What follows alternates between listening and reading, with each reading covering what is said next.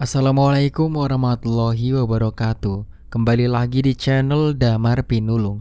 Apa kabar kalian semua? Semoga sehat selalu dan semoga diberi kelancaran dalam segala urusannya. Di kesempatan kali ini, saya akan melanjutkan cerita yang sebelumnya. Cerita yang berjudul Jaga Tenda. Saya sarankan untuk kalian untuk menonton video yang sebelumnya agar kalian paham untuk kelanjutan ceritanya. Tentunya tak usah berbasa-basi lagi. Langsung saja kita masuk ke ceritanya.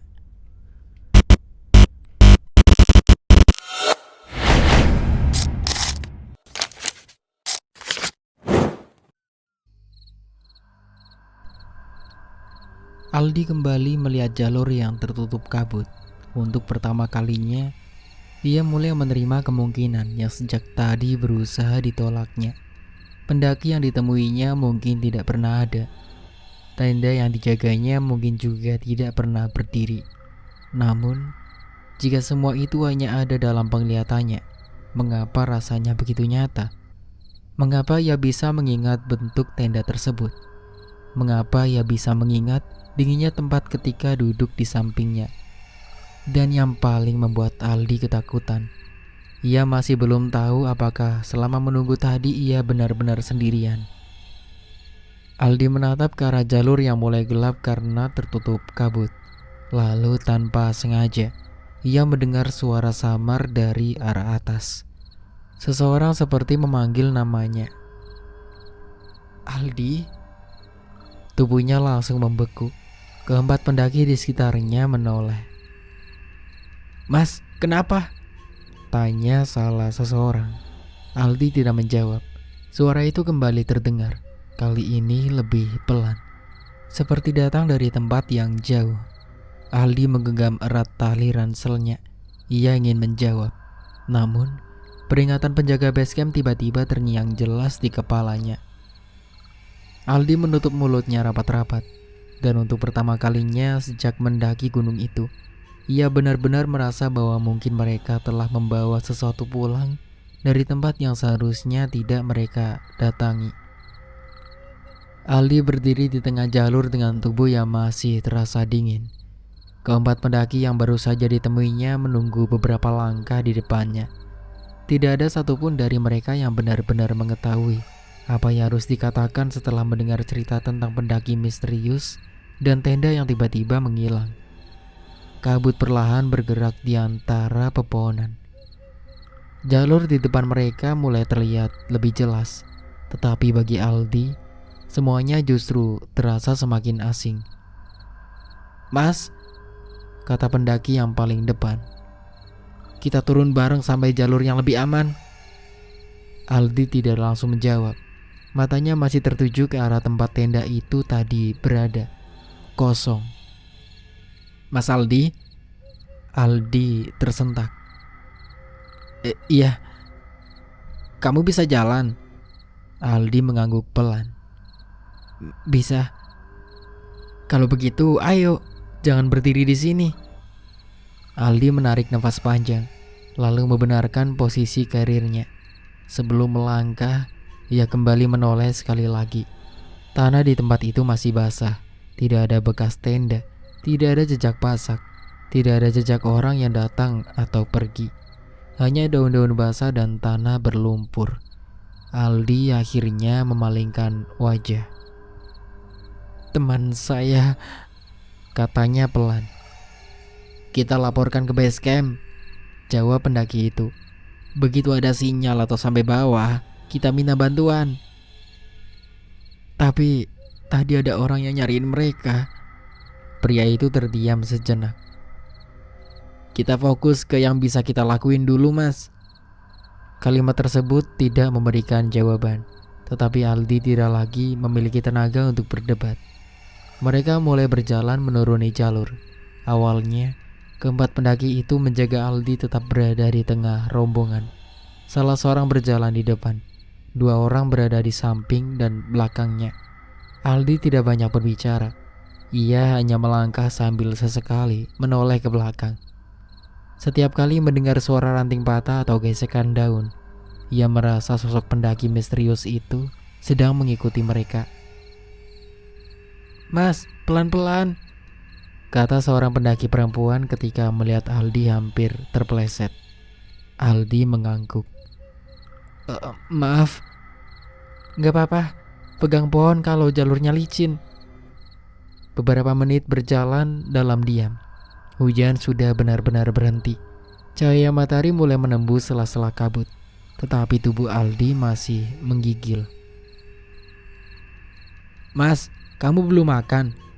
tanya salah seorang pendaki. Aldi menggeleng. "Kayaknya belum." "Dari kapan, Mas?" Aldi mencoba mengingat. "Tadi pagi." "Pagi kapan?" Pertanyaan itu membuat Aldi berhenti. Pendaki tersebut ikut berhenti.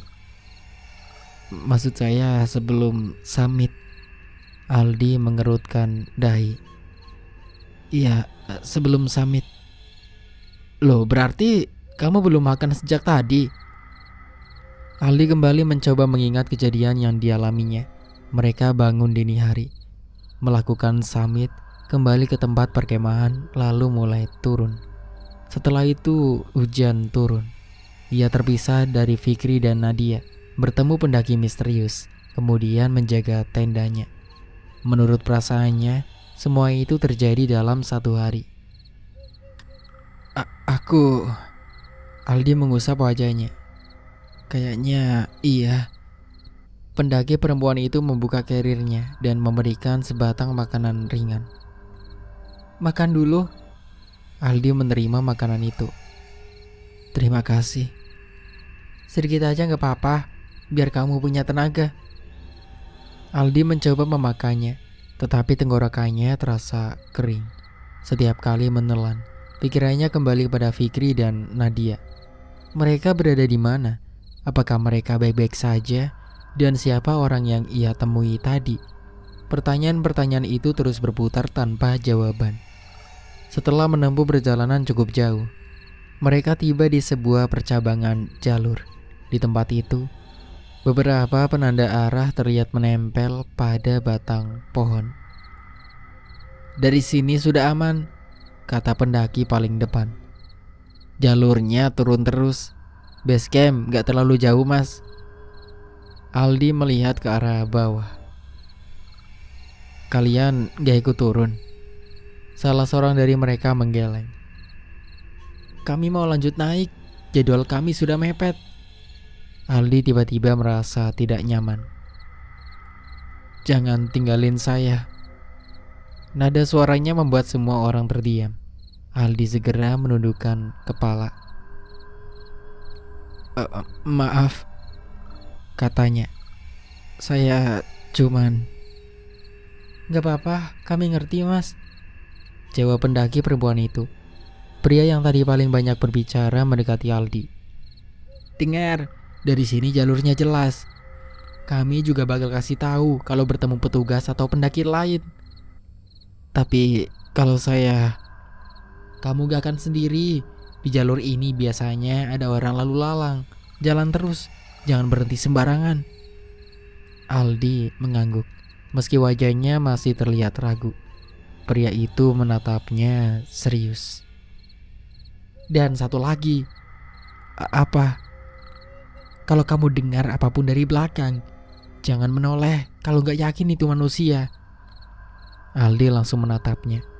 Pria tersebut tampaknya sadar bahwa ucapannya justru membuat Aldi semakin takut. "Maaf, maksud saya fokus jalan ke depan." Namun kata-kata itu sudah terlanjur masuk ke kepala Aldi. Setelah mengucapkan terima kasih, ia akhirnya berpisah dari rombongan tersebut. Sekarang ia benar-benar sendirian. Aldi berjalan menuruni jalur dengan langkah yang lebih cepat. Ia tidak ingin berhenti terlalu lama. Sesekali ia memanggil nama Fikri dan Nadia, tetapi tidak ada jawaban. Waktu terasa sulit diukur. Aldi tidak tahu sudah berapa lama ia berjalan. Ponselnya hampir kehabisan daya, dan sejak tadi tidak mendapatkan sinyal. Ia mencoba melihat jam beberapa kali, tetapi pikirannya terasa kacau. Yang ia tahu hanya satu, ia harus sampai ke base camp. Menjelang sore, vegetasi mulai berubah. Pepohonan yang rapat perlahan berganti dengan jalur yang lebih terbuka. Aldi mulai melihat beberapa bangunan sederhana di kejauhan. Base camp. Kakinya yang sejak tadi terasa berat mendadak bergerak lebih cepat. "Pak, Pak!" teriak Aldi ketika melihat seseorang berada di depan bangunan. Pria itu menoleh. Awalnya ekspresinya biasa saja. Namun ketika Aldi semakin dekat, wajahnya berubah. "Mas Aldi?" Aldi berhenti. Bapak kenal saya?" Penjaga tersebut mendekat dengan cepat. "Kamu dari mana?" "Dari atas, Pak." "Baru turun?" "Iya." Beberapa penjaga lain yang berada di dalam base camp keluar. "Siapa?" tanya salah seorang. "Ini Aldi." Seorang penjaga langsung menatap Aldi dengan wajah terkejut. "Kamu?" Aldi semakin bingung. "Iya, Pak. Kenapa?" "Masuk dulu, masuk.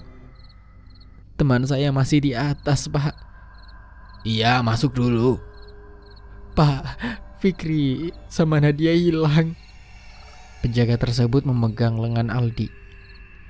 "Tenang dulu." "Saya nggak bisa tenang, Pak. Mereka kepisah waktu hujan." Para penjaga saling berpandangan. Salah seorang pria beruban yang sebelumnya memberi peringatan kepada mereka mendekat dari dalam base camp. Aldi langsung mengenalinya. "Pak." Pria itu berhenti di hadapan Aldi. "Kamu baru turun?" Iya, Pak." Penjaga tersebut menatap Aldi dari atas sampai bawah. Jaketnya basah dan berlumpur. Wajahnya pucat, bibirnya terlihat kering. "Kamu dari mana selama ini?" Aldi mengerutkan dahi. "Dari atas, Pak. Saya sudah bilang." "Kamu baru sampai sekarang?" "Iya." Pria itu melihat salah seorang penjaga. "Jam berapa sekarang?" "Sudah hampir." Penjaga itu melihat ponselnya, lalu wajahnya berubah. Pak?" "Ada apa?" "Ini sudah lewat hampir 24 jam." Aldi menatapnya. "Maksudnya?" Penjaga itu menunjukkan layar ponsel. Aldi melihat tanggal dan waktu yang tertera. Dadanya seperti dihantam sesuatu. Ini salah. Ini salah." "Mas, ini hari apa?" Aldi langsung menjawab sesuai hari ketika mereka berangkat. Penjaga tersebut menggeleng pelan. "Bukan." Aldi kembali melihat ponselnya sendiri. Tanggalnya berbeda. Ia mengusap layar beberapa kali, seolah berharap ada kesalahan. Tidak ada. Nggak mungkin. Padahal pas tadi aku jalan turun, tanggalnya masih sama." "Mas Aldi," kata pria beruban itu, "kalian seharusnya sudah turun kemarin." Aldi menatapnya tanpa berkedip. Kemarin?" "Kami menunggu kalian." "Tapi saya baru..." Suara Aldi terputus. Ia mencoba mengingat. Summit turun, hujan, kabut. Fikri dan Nadia menghilang. Pendaki misterius, tenda. Menurut perasaannya, semua itu baru terjadi beberapa jam lalu, bukan sehari penuh.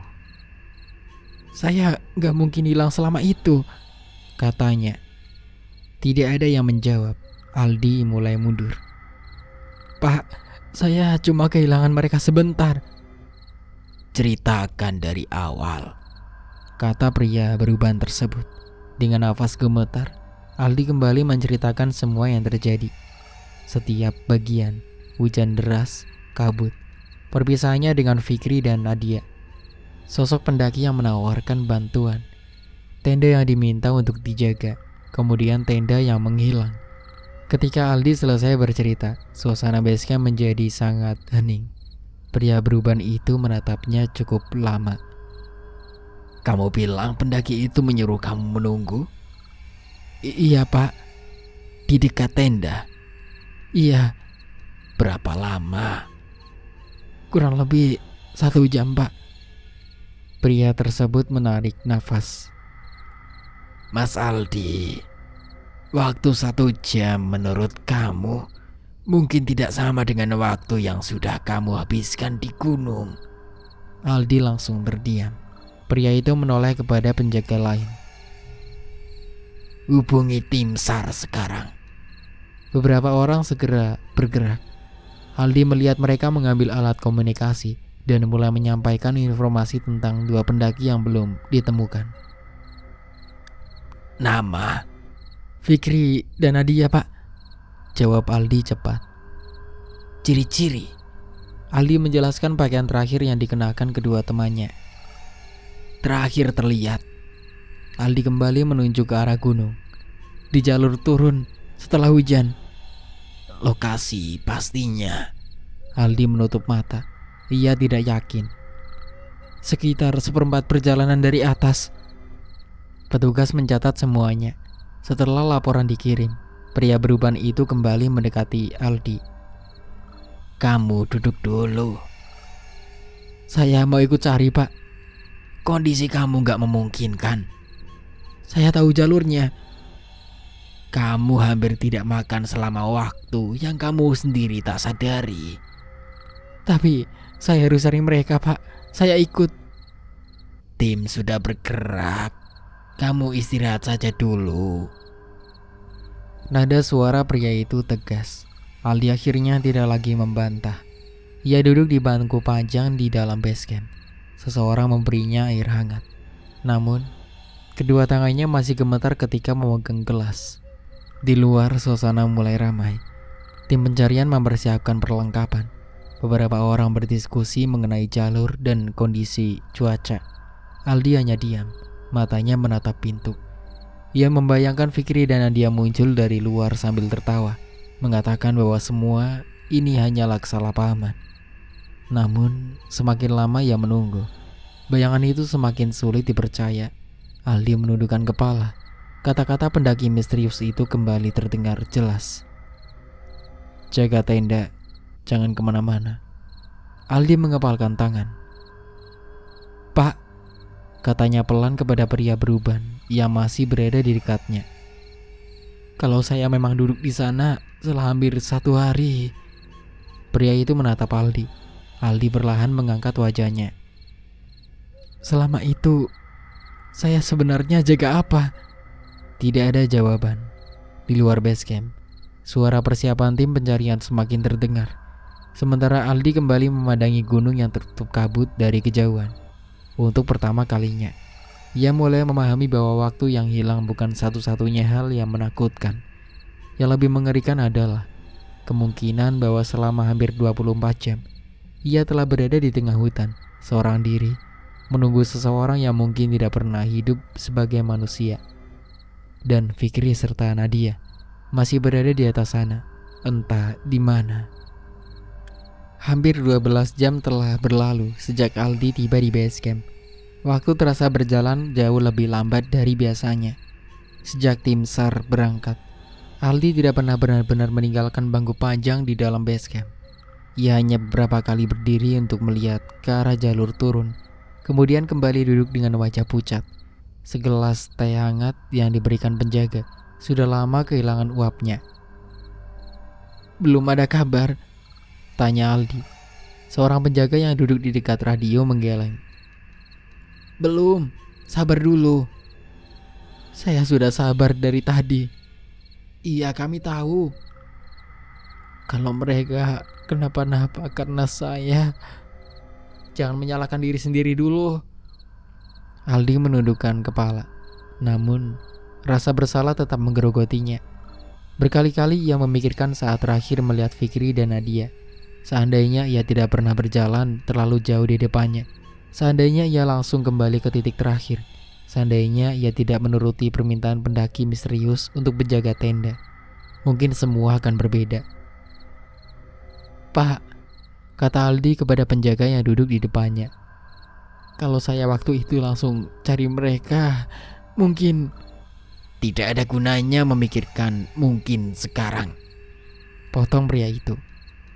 Yang penting mereka ditemukan. Aldi terdiam. Tiba-tiba, suara dari alat komunikasi terdengar. Semua orang di dalam base camp langsung menoleh. Seorang penjaga segera mendekat dan menerima laporan. Aldi berdiri begitu cepat hingga bangku di belakangnya bergeser. Ada apa? Penjaga itu tidak menjawab. Ia hanya mendengarkan dengan wajah serius. Beberapa detik kemudian, ia menutup alat komunikasinya. Ditemukan. Aldi langsung mendekat. Siapa? Fikri? Nadia? Keduanya. Lutut Aldi hampir kehilangan tenaga. Di mana mereka, Pak? Tim sedang membawa mereka turun. Keadaannya gimana? Penjaga tersebut terdiam sejenak. Fikri masih sadar. Nadia? Kita lihat nanti setelah sampai. Jawaban itu membuat Aldi semakin cemas. Hampir 1 jam kemudian, suara langkah kaki mulai terdengar dari arah jalur. Beberapa orang di basecamp segera keluar. Aldi menjadi orang pertama yang berdiri di dekat pintu. Di kejauhan, sejumlah anggota tim SAR terlihat turun. Di antara mereka ada Fikri.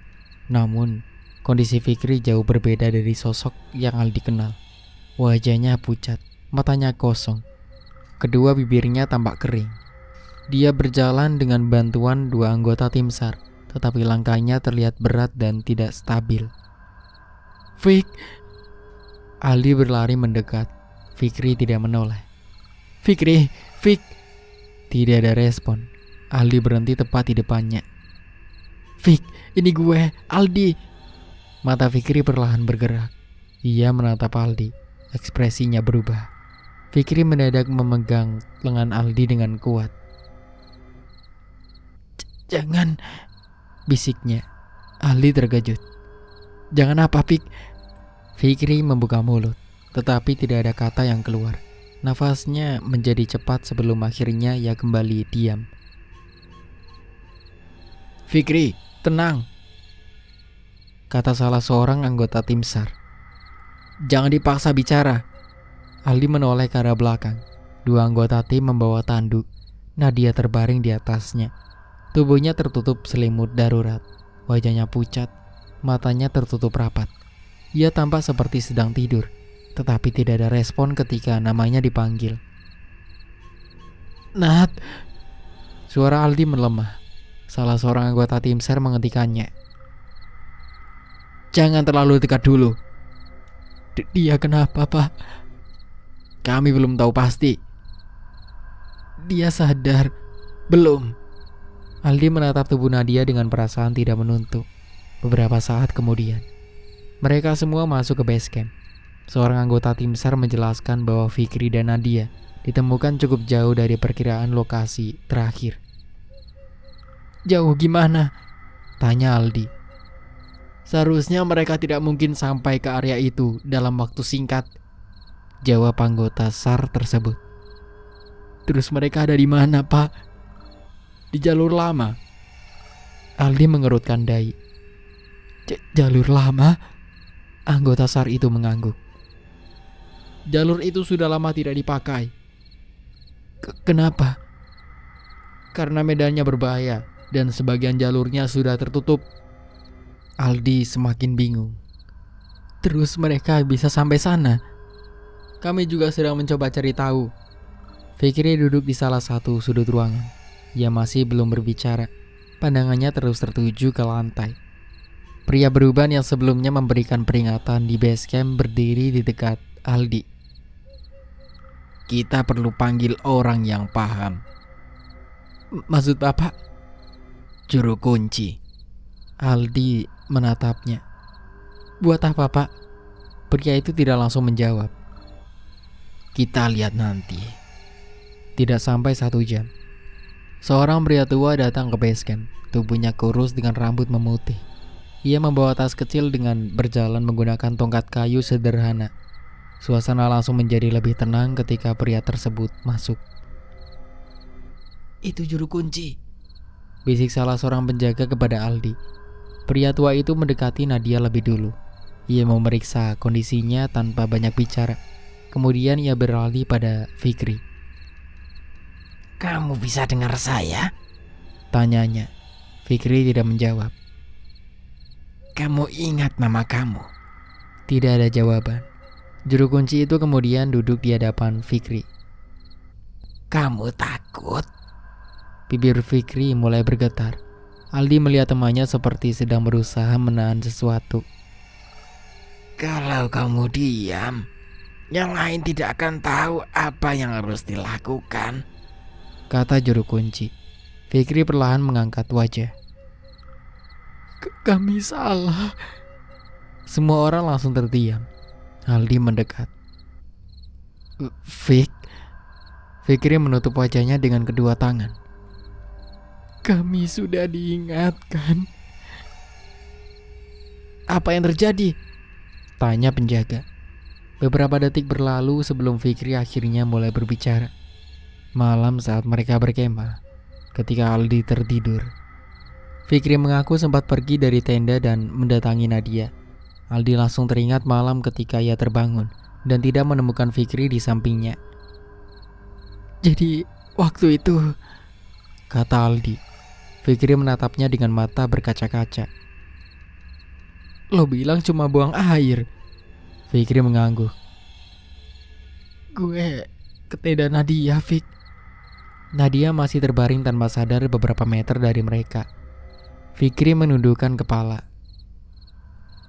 Kami ngelakuin sesuatu yang seharusnya gak kami lakuin di tempat itu. Tidak ada yang langsung menghakimi. Juru kunci hanya menyuruh Fikri untuk melanjutkan ceritanya. Fikri mengusap wajahnya. Keesokan harinya, waktu turun, hujan mulai deras, kabut tebal. Gue sama Nadia ada di belakang Aldi. Aldi menatapnya tanpa berkedip. Terus, tiba-tiba Aldi hilang dari depan. Lo manggil gue gak? Iya Di, berkali-kali. Aldi mengingat suara samar yang sempat didengarnya sebelum bertemu pendaki misterius. Gue kira lo jalan duluan, Di. Lanjut Fikri. Tetapi lama-lama jalurnya berubah. Berubah gimana? Pohon-pohonnya beda. Jalannya bukan jalur yang tadi kami lewatin. Suara Fikri mulai bergetar. Terus kabut terbuka. Ia berhenti. Semua orang menunggu. Dan di depan kami ada desa. Desa? Ulang Aldi. Fikri mengangguk. Tapi seperti kayak bukan desa biasa. Juru kunci memejamkan mata. Ceritakan. Rumahnya tua semua, kayu, gak ada listrik. Tapi ada orang. Banyak? Banyak, sangat banyak. Fikri menatap kosong ke depan. Mereka semua berdiri di pinggir jalan, cuma diam. Aldi merasakan bulu kuduknya berdiri. Terus? Awalnya gue pikir itu kampung warga. Fikri menarik nafas. Gue sama Nadia masuk. Kami pikir mungkin bisa minta tolong. Dari cerita Fikri, Nadia yang saat itu masih berjalan mulai memanggil seseorang. Tetapi tidak ada satupun penduduk yang menjawab. Mereka hanya memandang. Tatapan mereka membuat Fikri merasa semakin takut. Lalu salah satu dari mereka ngomong ke aku dan Nadia, kata Fikri. Apa kata dia, Fik? Tanya Aldi. Fikri menggeleng. Gue gak ngerti awalnya. Kenapa gak ngerti? Bahasanya aneh, Di. Tapi lama-lama gue ngerti.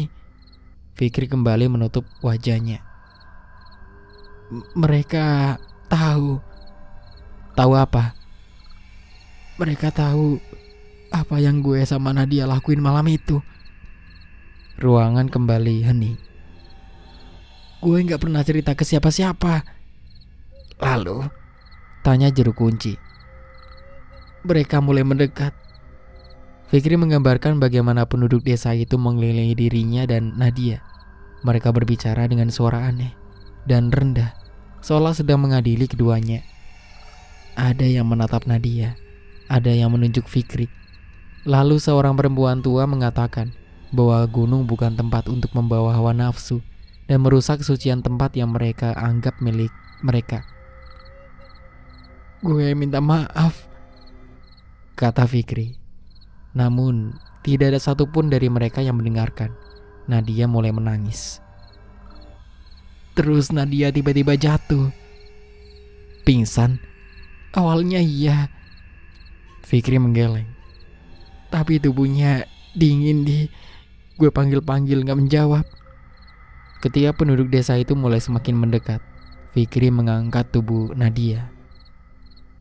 Terus habis itu gue lari. Lo lari kemana? Gue juga gak tahu. Fikri mengaku berlari tanpa arah. Ia hanya mengikuti jalan yang terlihat di antara kabut. Berkali-kali ia mendengar suara orang mengejarnya, tetapi ketika menoleh, tidak ada siapapun. Sampai akhirnya ia bertemu dengan seorang pendaki. "Pendaki?" Aldi langsung bertanya. Fikri mengangguk. "Dia nunjukin jalan." "Ciri-cirinya?" Fikri mulai menjelaskan. Jaket gelap, carrier besar, wajah yang sulit dilihat karena tertutup tudung. Aldi membeku. "Fik, apa? Pendaki itu dia yang nyuruh gue jagain tenda." Wajah Fikri langsung berubah pucat. Juru kunci menatap Aldi dan Fikri bergantian. Kalian bertemu sosok yang sama? Tidak ada yang mampu menjawab dengan pasti. Namun deskripsi mereka terlalu mirip untuk dianggap kebetulan. Juru kunci kemudian kembali menangani Nadia. Setelah beberapa waktu, kondisi Nadia mulai berubah. Nafasnya yang sebelumnya lemah perlahan membaik. Beberapa menit kemudian, jarinya bergerak. "Nat," panggil Aldi. Mata Nadia perlahan terbuka. "Nadia?" Fikri ikut mendekat. Nadia menatap langit-langit base camp dengan bingung. "Kita di mana?" Aldi mengembuskan nafas lega. "Di base camp." Nadia mengerutkan dahi. "Kenapa? Kamu gak ingat apa-apa?" Nadia menggeleng. "Aku cuma tidur." Fikri langsung terdiam. Ia tidak sanggup menceritakan apa yang telah terjadi. Singkat cerita, setelah beristirahat dan kondisi keduanya dinilai baik, Aldi, Fikri, dan Nadia akhirnya diperbolehkan pulang. Namun, perjalanan pulang terasa berbeda. Tidak ada lagi candaan seperti ketika mereka berangkat. 2 hari kemudian, telepon Aldi berbunyi. Suara Fikri di seberang terdengar panik.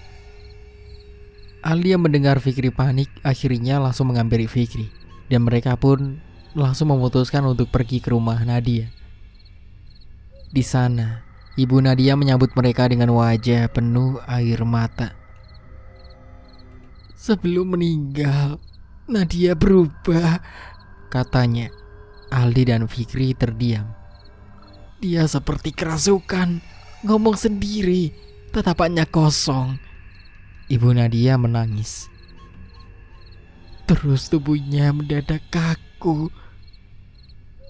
"Bu," suara Fikri bergetar. "Kedua matanya terbuka, seperti patung." Fikri langsung menundukkan kepala dan menangis. "Ini semua salah gue. Kalau malam itu gue..." Tidak ada yang melanjutkan kalimatnya.